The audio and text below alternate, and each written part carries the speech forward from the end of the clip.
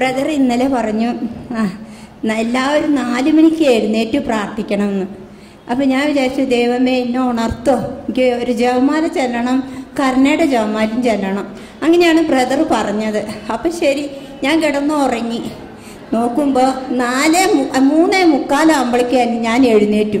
അപ്പം ഞാൻ ക്ലോക്കിൽ നോക്കി, കറക്റ്റ് ടൈം. ബ്രദർ പറഞ്ഞു, ഒരു 10 നിമിഷം മുമ്പ് നിങ്ങളെന്നെ എഴുന്നേൽപ്പിക്കും.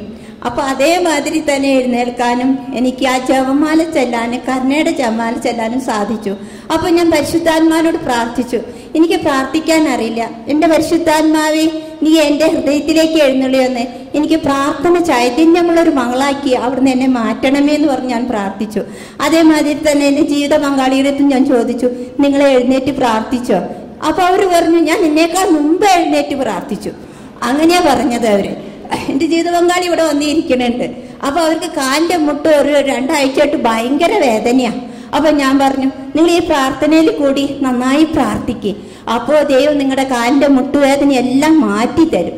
അതെ, പ്രപഞ്ചത്തിന്റെ സൃഷ്ടാവായ ദൈവം നമ്മുടെ കൂടെ ഉള്ളപ്പോൾ നമ്മൾ എന്തിനു ഭയപ്പെടണം? യേശു നമ്മുടെ കൂടെയുണ്ട്. അതെ, നമുക്ക് ഇന്നും ജീവൻ നൽകുന്ന ഒരേ നാമം യേശു നാമമാണ്.